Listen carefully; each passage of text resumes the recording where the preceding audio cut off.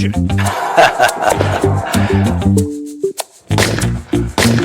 ஆரம்பிக்கலாங்களா?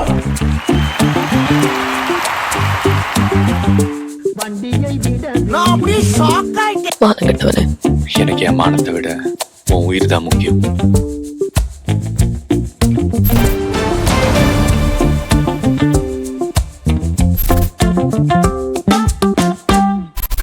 So mister Vinod, இந்த வாரம் நம்மளோட சினிமா சர்க்கிளில் வந்து எதை பற்றிலாம் நம்ம இந்த வாரம் பேச போகிறோம்? நிறையா படங்கள் ரிலீஸ் ஆகிருக்குது. ஏப்ரல் 3 பேஸ் பண்ணி வந்த படங்கள் சொல்லி பார்த்தா நிறைய படங்கள் வந்திருக்கு. ரொம்ப எதிர்பார்த்த ஒரு படம், தமிழ் சினிமாவே புரட்டி போட்ட படம் அப்படின்னே சொல்லலாம். ஒட்டுமொத்தமாக தமிழ் ஆடியன்ஸ்லாம் இந்த சினிமா வந்து வருமா, என்றைக்கு வரப்போகுது, pre release event, audio launch அப்படின்னு சொல்லி ஒவ்வொரு இடங்கள்லையும் வந்துட்டு எல்லாரும் எதிர்பார்த்த ஒரு சினிமா படம்னா ஒரே ஒரு படம். என்ன படம்? ஏன்னா என்னாலே சொல்ல முடியல, ரசிகர்கள் அவ்வளோ எதிர்பார்த்த ஒரு திரைப்படம். அப்படியா? அப்படி இல்லை, நீங்கள் அந்த படத்தை பார்க்கலைன்னா நீங்கள் எப்படி நீங்கள் ஆக்சுவலி தமிழ்நாடு தானே, ஆமாமா நீங்கள் பார்க்கலையா? நீங்கள் இல்ல இவ்ளோ ஹைப்ல இருக்கிற எந்த படம் அப்படி பேன் இண்டியா மூவி, அது வந்து பேன் இண்டியா மூவி எல்லாருமே எதிர்பார்த்த ஒரு படம். தெரியலையே. ரசிகர்களுடைய அமோக வரவேற்பை பெற்ற ஒரு படம். துரந்தர் தான் இப்போதைக்கு பேன் இண்டியா மூவியா ஓடிட்டு இருக்கு. படம் பார்க்கலன்னு நினைக்கிறேன். அந்த படம் கூட வந்துட்டு எல்லா இடங்களையும் போஸ்டர்ஸ் இருக்கு. சென்னையில் நீங்க எங்க திரும்பினாலும் அந்த போஸ்டர்ஸ் இருக்கு. ஓகே, இந்த வாரம் படத்தை எல்லா தியேட்டர்லயுமே இருக்கு. அந்த படம் இந்த வாரம் ரிலீஸ் ஆயிடுச்சு, வெற்றிகரமா ஓடிட்டு இருக்கு. ரன்னிங் சக்சஸ்ஃபுல்லின்னு போட்டாங்க படம். நீங்க சொல்றது ஓரளவுக்கு கெஸ்ட்ல வந்துட்டு லீடரை பத்தி பேசுறீங்களா? The leader. Okay, the leader தான் வந்து லெஜண்ட் சரவணன் அவர்கள் நடிப்புல வந்து படம்னாலே நிறைய நட்சத்திரங்கள் வந்துட்டு இல்லாமலாம் இருக்காது. எல்லா சினிமா நட்சத்திரங்களையும் ஒரு படத்துல வந்து இணைச்சிருப்பாரு. ஒரு நல்ல கதையை வந்து அவர் சொல்லியிருக்காரு அப்படின்னு எல்லாருமே சொல்றாங்க. நிறைய பேருடைய பாராட்டுகளை முழுமையாக பற்ற ஒரு படமா அந்த படம் வந்து தியேட்டரில் போயிட்டு இருக்கு. ஆக்சுவலாக நான் கூட ரிவ்யூ கொடுத்துட்டேன், படம் பார்த்துட்டேன். என்னன்னா பெட்டர் தென் லெஜெண்ட். கண்டிப்பாக அதில் வந்து எந்த மாற்று கருத்துமே இல்லை. லெஜெண்டை விட ரொம்பவே பெட்டராக இருக்கு. ஒரு எதிர்பார்ப்பு அதிகமாக இருந்துச்சு. அவருக்குன்னு ஒரு ஃபேன் ஃபாலோவர்ஸ் வந்து உருவாயிருக்காங்க இந்தியா லெவலில். ஆமாம், டீசர் ட்ரெய்லர்லாம் பார்த்துட்டு நான் ரொம்ப எக்ஸ்பெக்ட் பண்ணேன். அந்த எக்ஸ்பெக்டேஷன் வந்து பூர்த்தி ஆகலை தான். ஆனாலும் வந்துட்டு பெட்டராகவே நடிச்சிருந்தாரு போன படத்துக்கு கம்பேர் பண்ணும்போது. ஸோ நிறைய பேர் நடிச்சிருந்தாங்க. ஆனால் நடிப்பு அரக்கன்னே சொல்லலாம். அந்த அளவுக்கு வந்து நடிப்பை வந்து அவர் வெளிப்படுத்தியிருக்காருன்னே சொல்லலாம். ஒரு நல்ல நடிகர், சிறந்த நடிகர் வரிசையில் இன்னைக்கு அவரும் வந்துட்டு இணைஞ்சிருக்காரு. ஆமாம், லெஜண்ட் சரவணன் அப்படின்னாலே தி லீடர் அப்படின்னு சொல்லக்கூடிய அளவுக்கு வந்துட்டு படம் வந்து நல்ல ஒரு ரீச்சை கொடுத்துருக்கு. ஆனால் என்ன ஒன்றுனா, இந்த வரிசையில் வந்த படங்களில் வந்துட்டு காளிதாஸ் 2 வந்திருக்குன்னு நினைக்கிறேன். சமுத்திரக்கனியுடைய படம் ஒரு படம் கூட ரிலீஸ் ஆயிருக்கு. அதான் கௌதம் வாசுதேவ் பண்ணியிருக்காரு. இதுக்கு நடுவில் நீலிரான்னு ஒரு படம் வந்திருக்கு. இது 3 படமே வந்து இந்த படத்துக்கிட்ட நெருங்க முடியாத அளவுக்கு வந்து படம் வந்து பெரிய அளவில். ஆமாம், நான் இதில் 2 பார்த்தேன், லீடரும் பார்த்தேன், நீலிரா பார்த்தேன். நான் கண்டிப்பாக வந்து எல்லாருக்கும் இப்போ எப்பயா இருந்தாலும் ரெக்கமெண்ட் பண்ணுற ஒரு படமாக வந்து நீலிரா மாறிடுச்சு. நீலிரா லீடர் இல்லையா? நீலிரா லீடர் ரெக்கமெண்ட் பண்ணி லீடர் நீ ரெக்கமெண்ட் பண்ணணும். நீங்க ரெக்கமெண்ட் பண்ணாம அவருக்கு நம்ம ப்ரமோஷன் பண்ணணும்னு இல்லைல்ல, அவர் ஏற்கனவே ஒரு பெரிய ஸ்டார் ஆயிட்டாரு, ஒரு ஷைனிங் ஸ்டார். ஆமா, நம்ம சொல்ல முடியாது. நீலிரா வந்துட்டு கண்டிப்பா வந்து அது லீடர்னால அது தெரியலையான்னு தெரியல. அவனை சீரியஸ் நோட்டாவே நான் சொல்றேன். ஏன்னா வந்து ரொம்ப ரொம்ப பியூட்டிஃபுல்லா இருந்தது. நான் பார்த்தேன், ஒரு வார் படத்தை வைலன்ஸே இல்லாம ஒருத்தரால காட்ட முடியும் அப்படிங்கிறது வந்து எனக்கு ரொம்ப புதுசாகவும் ஆச்சரியமாகவும் இருந்தது. ரொம்ப ரொம்ப யதார்த்தமா எடுத்திருந்தாங்க. யாருமே ஓவர் ஆக்டிங் பண்ணல. இந்த லாங்குவேஜ் பேரியருங்கிறது தெரியவே இல்லை. ஏன்னா நவீன் சந்திரா அவர் வந்து பேசிக்கலி வந்து தெலுங்கு ஆக்டர். ஆனா இதுல வந்துட்டு அவர் தமிழ்லாம் பேசி அந்த ட்ரையெல்லாம் இல்லை. அதனால வந்துட்டு எல்லாருமே அவங்கவுங்க மொழியை பேசுனாங்க. அது ரொம்ப யதார்த்தமா இருந்தது.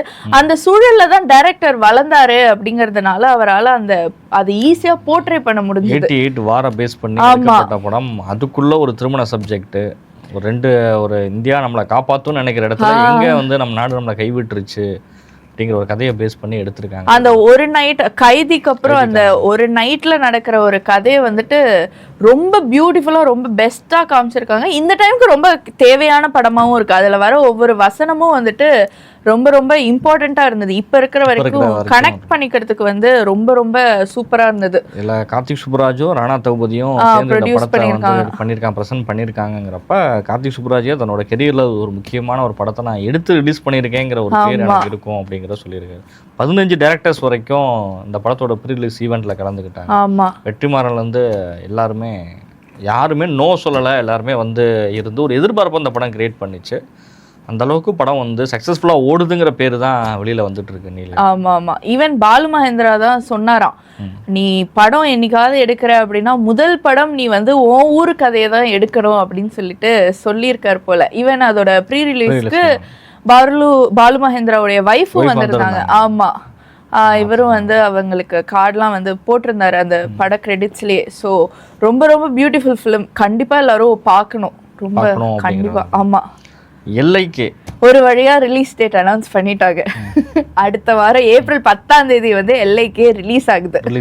ஆமா, ரொம்ப எதிர்பார்ப்பு. ஒவ்வொரு வாரமும் இந்த படத்தை பத்தி பேசிக்கிட்டே இருந்திருக்கோம். 4-5 வாரமா எல்லைக்கே பேசியாச்சு. அந்த படம் ஏப்ரல் 10ல ரிலீஸ் ஆகுது. எல்லைக்கே மாதிரி என்னென்ன படங்கள் ஏப்ரல் 10ல வருது எதிர்பார்க்கப்பட்ட படம்? TN26ன்னு சொல்லிட்டு திடீர்னு இதோட டீசர் வந்து திடீர்னு வந்தது. அது பார்த்தா பயங்கர ஹிட் ஆயிடுச்சு. என்னன்னு பார்த்தா அதுல ஃபுல் அண்ட் ஃபுல் வந்து ஒரு பொலிட்டிக்கல் படம் தான். ஆமா, பொலிட்டிக்கல் படம் தான். ஒரு முன்னணி நடிகர் இப்போ வந்து அவர் வந்து அரசியல்வாதியா மாறினது அது வந்து பார்க்கும் போதே நமக்கு வந்து தெரியுது, அவர் மாதிரியே இருக்கே அப்படின்னு சொல்லிட்டு வந்து அதே இடத்துல சீமானையும் இது பண்ணிருப்பாரு. இதெல்லாம் பேஸ் பண்ணி வந்திருக்கும். தம்பிராமையாவுடைய சன்னா அந்த படத்தை எடுக்கிறான்னு நினைக்கிறேன். அதனால ஒரு பெரிய பேனரா தான், ஒரு அர்ஜுனோட மருமகன் அப்படிங்கிறதும் ஒரு பேனர் தான். ஆனா ஜனநாயகன் வராத குறைய வந்து இந்த படம் தீர்த்து வச்சிரும் தலைவான எல்லாரும் கமெண்ட்ஸ் போட்டு. அப்படியா? அது பத்தி ஜனநாயகனுக்கு போட்டியா அப்படிங்கிற மாதிரிலாம் போட்டிருந்தாங்க. ஆனா ஜனநாயகம் தான் ரிலீஸ் ஆகிறதுக்கு இவ்வளோ டிலே ஆகிட்டு இருக்கு. ஆனா இந்த படம் வந்துட்டு அதனுடைய இது ரெண்டும் நெக்ஸ்ட் வீக் வந்து ரொம்ப முக்கியமான படங்களா வந்துட்டு இருக்கு. அது எலெக்ஷன் டைம்ல வர ரிலீஸ் ஆகுது. அதனால ஒரு எதிர்பார்ப்பு ரொம்ப அதிகமாவே இருக்கும்.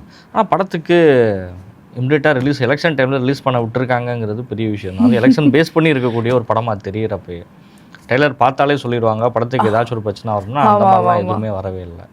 ஆனா என்னன்னு தெரியல, வெயிட் பண்ணி பார்ப்போம். மேபி ஃபுல்லா ஃபன்னா சட்டைரிக்கா எடுத்திருக்காங்க போல, என்னன்னு தெரியல. ஆனா யூஎஸ் சர்டிஃபிகேட்லாம் கொடுத்தாச்சு. ஸோ இப்போ படம் அடுத்த வாரம் கண்டிப்பா ரிலீஸ் ஆயிடும். ஆமா, எலெக்ஷன் ஒட்டி தான் இது. அமைதிப்படை கூட ரீரிலீஸ் ஆகிருக்கு. அமைதிப்படை இண்டஸ்ட்ரியை மாற்றி போட்ட ஒரு படம். சத்யராஜ் பண்ணோம்னா அன்னைக்கு இருந்த அரசியல சொல்லலை, இன்னைக்கு என்ன நடக்குங்கிறத அன்னைக்கே சொன்ன படம். திரும்ப இது இந்த டைம் ரிலீஸ் ஆகிறது வந்து ஒரு கரெக்டான டைம் தான் நினைக்கிறேன். எலெக்ஷனுக்காக இது யாரோ பிளான் பண்ணி இறக்கிருக்காங்கன்னு நினைக்கிறேன். திரும்ப ரீரிலீஸ் அப்படிங்கிறது சத்யராஜோட படம் அப்படிங்கிறப்ப. ஆனால் இன்னைக்கு இருக்கிற பார்க்குற எல்லாருக்குமே வந்து இன்னைக்கு இருக்கிற அரசியலை அப்படி ரெஃப்ளெக்ட் பண்ணுற மாதிரி தான் அந்த படம் இருக்கு. ஓகே. இனி ஒரு படம் வந்து அரசியல் படத்தை வந்து இவ்வளோ நையாண்டியோட ஒரு பொலிட்டிக்கல் சட்டை ஃபிலிமை கொண்டு வர முடியுமானா இது வரைக்கும் தமிழ் சினிமாவில் கிடையாது. என்னைக்குனாலும் அமைதி படம் தான். அதுவே எனக்கு ரீரிலீஸ் அப்படிங்கிறப்ப எதிர்பார்ப்பு அதிகமாகவே இருக்கு. ஓகே, அடிக்கடி சொல்லிக்கிட்டே இருப்பீங்க துரந்தர்னு ஒரு படம். பேன் இண்டியா ஹிட், ஒரு 1000 கோடியை தாண்டி இன்னும் தியேட்டர்ஸ்ல வந்து ஓடிட்டே இருக்கு. ஆப்வியஸா அது வந்து ஒரு ப்ரோபகேண்டா மூவி அப்படின்லாம் சொல்றாங்க. எலெக்ஷன் டைமுக்கு வந்து கரெக்டா பார்ட் 2லாம் போடுறாங்க அப்படின்லாம் சொல்லியும் இவ்வளோ ஹேட்ரடுக்கு நடுவுலையும் அது வந்து சக்சஸ்ஃபுல்லா போயிட்டு தான் இருக்கு. நம்மளுமே பேசியிருப்போம், அதோட ரன் டைமும் வந்து நம்ம சொன்ன மாதிரி 3 மணி நேரம் 40 நிமிஷம் ரன் டைமே. அதெல்லாம் மீறி 1000 கோடி தியேட்டர்லயே வந்து வசூலிக்க முடியுது ஒரு படத்தால. ஆமா, அதுல அந்த பாகிஸ்தான் வார் அந்த இதை காட்டுறது, அந்த டெரரிசம்லாம் காட்டுறது, வைலன்ஸும் ஜாஸ்தியா இருக்கு அப்படி சொல்றாங்க. இருந்தாலும் வந்து சக்சஸ்ஃபுல்லா இப்போ இருக்குது. எதிர்ப்பு படத்துக்கு பயங்கரமா இருந்தது. ஆமா, எல்லாருமே அந்த படம் வந்து தமிழ்நாட்டில் ரிலீஸ்லாம் பண்ணக்கூடாது, இல்லை ஓடிட்டு இருக்கிற தேட்டர்லையும் ஸ்டாப் பண்ணுங்கன்னு சொல்லி கேஸ் போட்டதெல்லாம் நம்ம பார்த்தோம். அதுல ஒரு மேஜர் டிராபேக்கா என்ன ஆச்சுன்னா, ஃபர்ஸ்ட் வந்து ப்ரீ ரிலீஸ் அப்படின்னு சொல்லிட்டு முதல்ல அதுக்கு முன்னாடி நாள் வந்து நார்மலா ஆடியன்ஸுக்கே வந்துட்டு நீங்க ஃபர்ஸ்ட் டேவே பாத்துடலாம் அப்படின்னு சொல்லிட்டு டிக்கெட்லாம் இது பண்ணாங்க. ஆனா நம்ம தமிழ்நாடு தியேட்டர்ஸ்ல வந்துட்டு ரொம்ப கஷ்டமா போயிடுச்சு. அவங்களுக்கு வந்து அந்த ரிலீஸ் பண்றோம்னு சொல்லிட்டாங்க, ஆனா தியேட்டர்ஸ்க்கு வந்து பிரிண்ட் வரல. அதனால வந்துட்டு கேன்சல் பண்ற மாதிரி ஆயிடுச்சு. அது ஒரு பெரிய பெரிய டிராபேக்கா போயிடுச்சு. அவங்க அப்பயும் சொன்னாங்க ஸ்பாய்லர்ஸ்லாம் போட்டுறாதீங்க அப்படிலாம் சொல்லியிருந்தாங்க. ஆனா எங்க ஸ்பாய்லர் போட படமே ஓடல அப்படிங்கிறதா. ஆமா, செகண்ட் டேவுமே தமிழ் வந்து ரிலீஸ் ஆகல. ஃபர்ஸ்ட் வந்து ஹிந்தி தான் ஓடுச்சு. ஹிந்தி நார்மலா ஒரு லாங்குவேஜ்லயே அது வந்து கிட்டத்தட்ட ஒரு 200 கோடி அடிச்சது. அப்புறம் தமிழ் வந்து இப்போ பேன் இண்டியா அளவுல ஒரு 1000+ crores வந்து ஈஸியா வசூல் ஆயிருச்சு. ஆமா, அதே நேரத்துல ராமாயணா படமும் ஆமா, அதோட டீசர் வந்து அதோட டீசர்னு சொல்ல முடியாது, ஒரு கிளிம்ஸ் மாதிரி வந்து இப்போ ஹனுமான் ஜெயந்திக்கு வந்து ரிலீஸ் பண்ணியிருந்தாங்க. ஏன்னா ராமநவமி அன்னைக்கு ஹனுமான் ஜெயந்தி அன்னைக்கு நாங்க ரிலீஸ் பண்ணுவோம் அப்படின்னு சொல்லியிருந்தாங்க. அப்பதான் நான் யோசிச்சேன், ராமநவமி கூட ஓரளவுக்கு எல்லாருக்கும் ஆல்மோஸ்ட் தெரியும். ஹனுமானுக்கு ஜெயந்தி அப்படிங்கிறது வந்து புதுசா மேபி இது எல்லாருக்கும் தெரியணும் அப்படிங்கறதுனால அன்னைக்கு ஏதாவது ரிலீஸ் பண்ணிருப்பாங்க. ஹனுமான் ஜெயந்திங்கிறது எனக்கு தெரிஞ்சு மார்கழி மாசம் தான் வரும்னு நினைக்கிறேன். அப்படியா? மார்கழி மாசம்னா ஏறத்தாழ டிசம்பர் ஜனவரியை பேஸ் பண்ணி தான் வரும். ஆனா ராமநவமியில ரிலீஸ் பண்ணிட்டு அடுத்து ரிலீஸ் பண்றதுக்கான ஒரு டேட் இவ்வளவு வச்சிருக்காங்கிறது தெரியுது. அப்ப ரைட், அத கொஞ்சம் பிரபலப்படுத்துறதா கூட அதான் இருக்கும்னு நானும் நினைக்கிறேன். மாஸ் ஹீரோ பண்றாரு அப்படிங்கிறப்ப அந்த எதிர்பார்ப்பு இருக்குதா? அப்பயும் நான் நினைச்சேன் ஹனுமன் ஜெயந்திக்கு சரி பாபி டியோல் தான் வந்து ஹனுமானா பண்றதா சொல்லிட்டு இருக்காங்க அந்த படத்துல. அவர் அதுக்கு செட் ஆவார் கேட்டாதான்.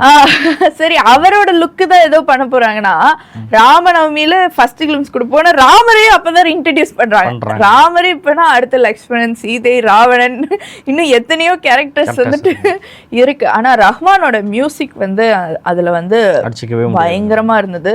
ரொம்ப அவரை தவிர அது வந்து யாராலையுமே கண்டிப்பா பண்ணவே முடியாது. அது வந்து இந்த மாதிரி ஒரு ஹிஸ்டாரிக் ஃபிலிமோ இந்த மாதிரி ஒரு பெரிய பட்ஜெட் ஃபிலிமோ வந்து ரஹ்மான்ட்டையும் கீரவான்ட்டையும் வந்து கண்ணு மூடிட்டு நம்ம கொடுத்துடலாம். அவங்க 2 பேரும் கண்டிப்பா பண்ணிடுவாங்க ஆமா அப்படிங்கிறப்ப அது ஓகே தான். இதுக்கெல்லாம் நடுவில் வாரணாசின்னு ஒரு படம் நீங்க ஏற்கனவே கூட சொல்லியிருந்தீங்க. ஆமா, ராஜமௌலியோட படம். இப்போ என்னன்னா ராமாயணமும் வாரணாசியும் 2027ல கிளாஷ் ஆக போகுது அப்படின்னு சொல்லிட்டு இப்போலேருந்தே எல்லாரும் வந்து சொல்லிட்டு இருக்காங்க. ஏன்னா ராமாயணம் இந்த வருஷம் வந்து பார்ட் 1 வருது, அடுத்த வருஷம் தான் பார்ட் 2 வருது. ஸோ அந்த வருஷம் தான் வாரணாசி மகேஷ் பாபுவும் பிரியங்கா சோப்ரா இவங்கெல்லாம் வந்து நடிக்கிறாங்க. நம்ம மலையாள ஆக்டர் பிருத்விராஜும் வந்துட்டு அதில் நடிக்கிறாரு. ஆப்வியஸாக கீரவாணி மியூசிக்கு. ஸோ வாங்கினாரு வரிசையா நிறைய படங்கள் வந்துட்டு. இன்னொன்று ராஜமௌலி படம் அப்படிங்கிறதுனால RRRக்கான ஒரு இடம் அவருக்கு திரும்பவும் கொடுக்கப்படல. என்ன கண்டினியூஸாக கொடுப்பாரு அவர், இல்லைன்னா சொல்ல முடியாது. அடுத்தடுத்த படங்களுக்கு கொடுத்துட்டு இருப்பாரு. அதனால வந்து எதிர்பார்ப்பும் அதிகமாக இருக்குது. மகேஷ் பாபு மேலேயும் ராஜமௌலி மேலேயும் எல்லாரும் மேலேயும். இப்போ நீங்கள் சொல்கிற இங்கிட்ட ராமாயணமும் ஒரு எதிர்பார்ப்பை கிரியேட் பண்ணியிருக்கு அப்படிங்கிறது. இது 2மே பெரிய பேன் இண்டியா படங்கள் தான். இதுக்கு நடுவில் தான் நீங்கள் இந்த பார்ட் 1 பார்ட் 2ன்னு சொன்னதுனால தான் அந்த இந்தியன் 3ன்னு ஒரு படம் வரலாறு இருந்துச்சு. நானும் ஒரு 2 வருஷத்துக்கு முன்னாடி அந்த பார்ட் 2 ரிலீஸ் ஆச்சுன்னு நினைக்கிறேன்.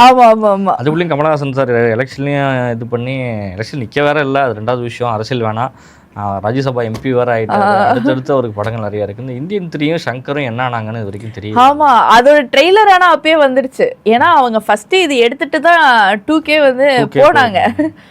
ஆனா அந்த படம் இன்னும் எங்கன்னே தெரியல. அப்ப வந்து அவ்வளவுதான், இந்தியன் 3 வந்து OTT ரிலீஸ் தான் அப்படின்லாம் கூட சொல்லிட்டு இருந்தாங்க. அதுக்கெல்லாம் கூட இவங்க சொன்னாங்க OTT இல்ல தியேட்டர் தான் அப்படிங்கறது வந்து கன்ஃபார்ம் பண்ணிட்டாங்க. ஆனா எப்ப அப்படிங்கறது வந்து தெரியல அப்படிங்கறதா. வித் லவ் வேற வரிசையா 50வது நாள் விழா வேற கொண்டாடிருக்காங்க. அதுக்குள்ளேயும் பிகைன்வுட்ஸ்ல சிறந்த படமா இதுல கலாட்டால எடுத்து அதுல வர சுந்தரியா ரஜினிகாந்த் அந்த படத்தை பத்தி பயங்கரமா பேசிட்டு இருக்காங்க. ஒரு ஆஸ்கார் பட ரேஞ்சுக்கு வித் லவ் கொண்டு போய் எல்லாரும் பேச ஆரம்பிச்சிட்டாங்க. தாய் கிழவிக்கு நடத்துகிறாங்க, ரைட்டு, ஓகே, எல்லாமே ஓகே. வித்லவ் படத்தை வந்து இவ்வளோ ப்ரொமோஷன்ஸ் படம் வந்து 50 நாள் தாண்டினா 100ஆம் நாள் விழாவுக்கும் போகும்னு நினைக்கிறேன் படம். ஆனால் புக் மை ஷோவில் எந்த இடத்துலையும் அந்த படத்தை நான் பார்த்த மாதிரி எனக்கு தெரியல. ஆனால் படம் வெற்றி நடை போட்டுக்கிட்டு தான் இருக்குது, விழா நடத்திக்கிட்டே இருக்கிறாங்க வித்லவ். ஆமாம் ஆமாம். பார்ட் 2ன்னு சொல்லும்போது 7J ரெயின்போ காலனி பார்ட் 2 வந்துட்டு 80% ஷூட் ஓவர் அப்படின்னு வந்துட்டு சொல்லிட்டாங்க. வித்லவ் ஹீரோயின் தான் இந்த படத்துலையும் நடிக்கிறாங்க. அது இதில் வந்து புது ஆட் ஆன் யார் அப்படின்னு பார்த்தோன்னா ஜெயராம், நம்மளோட மலையாள ஆக்டர் ஜெயராம் வந்து 7J ரெயின்போ காலனி 2லேயும் வந்துட்டு நடிக்கிறார். ஸோ 80% ஓவர் அப்படின்னு சொல்லிட்டு புதுப்பேட்டை 2 அப்டேட்டும் கொடுத்துட்டார் செல்வராகவன். ஸோ அவருக்கும் லைனப்ல வந்துட்டு இருக்கு, ஆக்டிங்கும் இருக்கு, டைரக்ஷனும் இருக்கு, ரெண்டு பக்கமே போயிட்டு இருக்குது. சஞ்சய் ரெயின்போ காலனி நான் ஸ்கூல் படிக்கிறப்போ வந்துச்சு.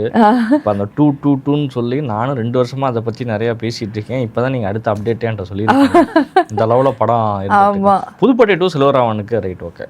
அது வந்து என்னைக்கு வந்தாலும் அந்த படத்துக்கான எதிர்பார்ப்புங்கிற குறைய போறது கிடையாது. அதுவும் சில்வராவன் அப்படிங்கிறப்ப அது இருக்கும் கண்டிப்பா. தனுஷ்க்கு ஒரு பெரிய மாசம் கிரியேட் பண்ண. ஆமா ஒரு ஸ்டார்டிங்னு கூட சொல்லலாம் கண்டிப்பா. ஆனா 1001 வருங்கிற மாதிரி சொன்னாரு. அது என்ன ஆச்சுன்னு அதுவும் தெரியல. அது என்ன ஆச்சுன்னு தெரியல. மேபி ஆக்டிங் பிஸில அதுக்கு இன்னும் எழுதலையான்னு தெரியல. எல்லாருமே பார்ட் 2ன்னு போயிட்டே தான் இருக்கிறாங்க. ஆமா. இந்த வித்லோ பேசுறப்பதான் ஒரு விஷயம் நாமத்தை வந்து இந்த அனிருத் பத்தி எல்லாம் நிறைய விஷயங்கள் வந்துகிட்டே இருக்குது. ஆமா ஏதோ ரூமர்ஸ் தான். ஆனா எனக்கு டக்குன்னு நம்ம அந்த படத்தை பேச ஆரம்பிச்சோன்னா எனக்கு டக்குன்னு அனிருத் தான் சரி, அவங்க ஃபேமிலிங்கிறதுனால அனிருத் பத்தி தான் டக்குன்னு தோணுச்சு எனக்கு. என்ன தெரியல, அது லைக் நிறைய சோஷியல் மீடியால தான் பரவுது. ஒவ்வொரு வருஷம் படத்தோட அப்டேட் வர்றது முன்னாடி அவரோட லைஃப் பத்தின அப்டேட் நிறைய ஏதோ போட்டோலாம் கூட வருது. ஆனா இப்ப வந்து நம்ம அந்த போட்டோஸ் எல்லாம் நம்பலாமா கூடாதா அப்படிங்கறதே ஒரு பெரிய இதுவாயிடுச்சு. ஏன்னா ஏஎன்ங்கிறது வந்து ஒரு ரொம்ப ஒரிஜினலை விட சூப்பரா பண்ணி கொடுத்துருது. ஆமா. ஸோ வந்து அது வந்து லைக் நம்ம இதை பத்தி பேசுறது எதுக்குன்னா அஃபிஷியலா வராதது யாரும் நம்ப வேண்டாம் அப்படிங்கிறதுக்கு. ஏன்னா ஏஐ காலத்துல வந்து நம்மளால எதையுமே சொல்லவும் முடியாது. ஸோ அவங்களா ரிவீல் பண்ற வரைக்கும் நமக்கு வந்து ஆமா. அப்புறம் எல்லாரும் ஆமா போல அப்படின்னு நினைச்சிட்டு இருந்தாங்கன்னா என்ன பண்றது. ஸோ அது ஒன்று. ஸோ ஃபர்ஸ்ட் வந்து நம்ம ஒரு கமெண்ட்ஸ் அப்படிங்கறது பேசிட்டு இருந்தோம். அப்பதான் வந்து எனக்கு ஒரு இதே ஞாபகம் வந்தது. என்னன்னா வந்து சிரையா அப்படின்னு சொல்லிட்டு ஹிந்தி சீரீஸ் ஒன்று வந்து ஹாட்ஸ்டார்ல ரிலீஸ் ஆயிருக்கு. பயங்கர ஹிட்னா அது வந்து பயங்கர ஹிட். அண்ட் ஆல்சோ அது ரொம்ப ஹார்ட் ஹிட்டிங் ஸ்டோரி அப்படின்னு வந்துட்டு சொல்றாங்க. நான் வந்து ரீல்ஸ் அதெல்லாம் பார்க்கும்போதே எனக்கு ரொம்ப அதுலேருந்தே எனக்கு தெரியுது. அதனால எனக்கு அதை பார்க்கவே ஒரு தைரியமே வராத அளவுக்கு வந்துட்டு ஒரு கல்யாணமாகி இப்போ இதெல்லாம் நடக்குமா அப்படின்னு கேட்குறவங்க இருப்பாங்க. ஆனால் நடக்கும். இப்பயுமே வந்துட்டு கல்யாணமாகி நோ சொல்லியும் வந்துட்டு ஒரு அந்த இன்டர்கோர்ஸ்க்கு ஃபோர்ஸ் பண்றது, அந்த பொண்ணை டார்ச்சர் பண்ற மாதிரியான விஷயங்களை வந்து காமிச்சிருக்காங்க போல. நான் இன்னும் பார்க்கல. எனக்கு அதை பார்க்கறதுக்கான தைரியமே இன்னும் வரல. அதுக்கு முக்கியமான காரணம் இன்னொன்னு என்னன்னா வந்துட்டு அந்த ஸ்டோரிஸ் எல்லாம் போடும்போது கமெண்ட்ஸ்ல வந்து எல்லாரும் வந்துட்டு என்னெல்லாம் சொல்ல ஆரம்பிச்சிட்டாங்கன்னா, கல்யாணம் ஆயிடுச்சுல, வைஃப் எல்லாம் ஹஸ்பண்ட் பேச்சை கேட்கணும், இப்படிதான் இருக்கணும், அப்படிதான் இருக்கணும் கமெண்ட்ஸ். அதெல்லாம் பார்க்கும்போது தான் இந்த மனசுல வெளியில வந்து அப்பதான் தோணுது, பாருங்க இன்னும் இப்படிதான் இருக்காங்க அப்படி சொல்லிட்டு. நிறைய பொண்ணுங்களே இந்த மாதிரி கமெண்ட் கொடுக்கவும் வாய்ப்பு இருக்கு. தெரியல, அவங்களே சொல்றதுக்கும் வாய்ப்பு இருக்குது. அந்த மாதிரி அப்படிங்கிற மாதிரியும் பண்றது. ஸோ அதெல்லாம் பார்க்கும்போது நிஜமாவே ரொம்ப ஹார்ட் ஹிட்டிங்கா இருக்கு. கண்டிப்பா அதை பார்த்துட்டு நான் பார்க்குறேன். அடுத்த வாரம் வந்துட்டு அதை பத்தி இன்னும் கூட நம்ம வந்துட்டு பேசலாம். ஏன்னா இந்த மாதிரி நிறைய டாக்ஸ் நிறைய வரும், நிறைய கமெண்ட்ஸ் வரும். அதெல்லாம் அடுத்த ட்ரெண்டிங் ஆகும், நிறைய எதிர்ப்பு வரும், ஆதரவு வரும். இதுவே ஒரு பெரிய டாபிக்கா மாறும். ஏன்னா இந்த மாதிரியான ஒரு சமூகத்துல முக்கியமான விஷயங்களை வந்து நம்ம இப்படியே தள்ளி போயிட முடியாது. பேசிதான் ஆகணும் அந்த மாதிரி. ஸோ சினிமாவை தாண்டி இப்போ ரொம்ப அப்டேட்டில் இருக்கிறது ஐபிஎல் தான். ஸோ வந்துட்டு சினிமாவை தாண்டி ஐபிஎல் தான் ஃபுல்லாக ட்ரெண்டிங்கில் இருக்குது. ஸோ யாரும் இந்த சைடு பெருசாக கான்சென்ட்ரேட் பண்ண மாட்டாங்க மே வரைக்கும். ஆமாம், ஐபிஎல் முடிஞ்சு யார் வந்துட்டு சிஎஸ்கேவா மும்பை இந்தியன்ஸா தெரிகிற வரைக்கும் யாரும் இதை பற்றிலாம் பெருசாக படங்களும் சரி நிறைய ரிலீஸ் ஆகிட்டு இருக்குது. ஆனால் ரிலீஸ் ஆனதே நிறைய இடங்களில் தெரியாமையும் போயிட்டு இருக்கு. ஆமாம், இப்போ லீடர் மாதிரி படங்கள் தான் வெளியில் தெரிஞ்சுட்டு இருக்குது. மற்ற படங்களுக்குலாம் பெரிய ப்ரொமோஷன்ஸ் லீடராக வந்து ஒரு பெரிய பேனர் வந்திருந்தாலும் ஸ்டோன் பெஞ்ச் எடுத்திருக்காங்க. கார்த்திக் சுப்புராஜ், ராணா தகுபதினு 15 டேரக்டரை வச்சு அவங்க பண்ணியிருந்தாலுமே வந்துட்டு அங்கே லீடர் முன்னாடி நிற்குது அப்படிங்கிறது தான். அதுதான் கொஞ்சம் ஓடிடிக்கு வரும்பொழுது நீலிரா வந்து இன்னும் கொஞ்சம் வேகம் எடுக்கும். அப்ப கொண்டாடும் போது எனக்கு தெரியல அந்த தாக்கம். இப்ப பார்க்கும்போது அந்த சைலன்ஸ் இப்ப இருக்கும்போது தான் வந்துட்டு நல்லா இருக்கும். ஓடிடில வந்தப்புறம் நாங்க பாக்குறோம் அப்படி சொல்லிட்டாலே முடிஞ்சு எல்லாருமே தியேட்டர்ல கையெல்லாம் தட்டினாங்கன்னு சொன்னாங்க. ஆமா, நானுமே நேத்து பார்த்தப்ப அந்த அளவு உணர்வுபூர்வமா இருந்துச்சு அப்படிங்கிற கமெண்ட்ஸ் நிறைய. ஆமா, அது ஒரு மாதிரி அந்த சைலன்ஸ் அந்த 1.5 மணி நேரம் வந்துட்டு நம்மள வந்து வேற எதுவுமே யோசிக்க வைக்கல. அதுல ரொம்ப ஆச்சரியமான இது வார் ரிலேட்டட் முன்னாடியே நமக்கு தெரிஞ்சிருச்சு. ஈழம் வார பத்தி பேச போறாங்கன்னு தெரிஞ்சிருச்சு. நான் என்ன நினைச்சேன்னா ஈழம் வார் அப்படின்னு சொல்லிட்டாங்க. ஆனா யூஎஸ் சர்டிபிகேட் கொடுத்துருக்காங்களே, எப்படி ஒரு குழந்தைய வந்துட்டு கூட்டிட்டு போக முடியும் அப்படிங்கிற மாதிரி நான் யோசிச்சேன். ஆனா ஒரு இடத்துல கூட அடிதடியோ எதுவுமே வன்முறை காட்சிகள் பெருசா இருந்தது. இன்னொன்னு உணர்வுபூர்வமா வந்து இந்த படத்தை எடுத்துக்கிட்டு தான் அந்த சர்டிபிகேட்டை வந்து சென்சார் கொடுத்துருக்காங்க அப்படிங்கிறது தான் விஷயம். ஏன்னா வெற்றிமாறனே அந்த படத்தோட ரிலீஸ் ஈவெண்ட்ல வந்து பேசியிருக்காரு, நான் படம் எடுத்தா மட்டும் எனக்கு இந்த யூ சர்டிஃபிகேட்டுங்கிறதே பார்க்கவே முடியாது, எனக்கு இப்படியே தான் பண்ணாங்க சென்சாரில். உங்களுக்கு யூ/ஏ கொடுத்துருக்காங்க, அதுவும் வந்துட்டு ஈழம் ஸ்டோரிங்கிறது தெரிஞ்சும் கொடுத்துருக்காங்க அப்படின்னா படம் எப்படி இருக்குன்னு நம்ம புரிஞ்சுக்கலாம் அப்படிங்கிறத சொல்லியிருக்காரு, அவரை வெளிப்படுத்தி பேசியிருக்காரு. ஸோ இதெல்லாம் தான் மேஜர் அப்டேட்ஸ். ஏன்னா சினிமா பக்கம் யாரும் இப்போதைக்கு வரல பெருசா. ஏன்னா எலெக்ஷன், ஐபிஎல் இதை தாண்டி லீடர் மாதிரி இன்னும் 4 பேர் வந்தா வேணா இந்த 2 இது ட்ரெண்டை தாண்டி வரலாம். ஆனா இப்போதைக்கு வந்து இதுதான் வந்துட்டு மேஜரா இருக்கு நம்ம தமிழ் சினிமால. ஆமா, அப்ப நிறைய அப்டேட்ஸை பத்தி நம்ம அழைச்சிட்டோம், எதுவும் நம்ம மிஸ் பண்ணலன்னு நினைக்கிறேன். எல்லாமே சினிமாவில் உள்ள எல்லா விஷயங்களுமே வந்துட்டு இன்னரில் நடக்கிறதும் சரி, அவுட்டரில் இருக்கிற விஷயங்களும் எல்லாமே நம்ம அழைச்சிட்டோம். நிச்சயமா அடுத்து ஒரு சினிமா அப்டேட்ஸ் நிகழ்ச்சியில் வந்துட்டு இணைகிறேன். நான் வினோத் ராஜா. நான் ஸ்ருதி பாலசுப்ரமணியன்.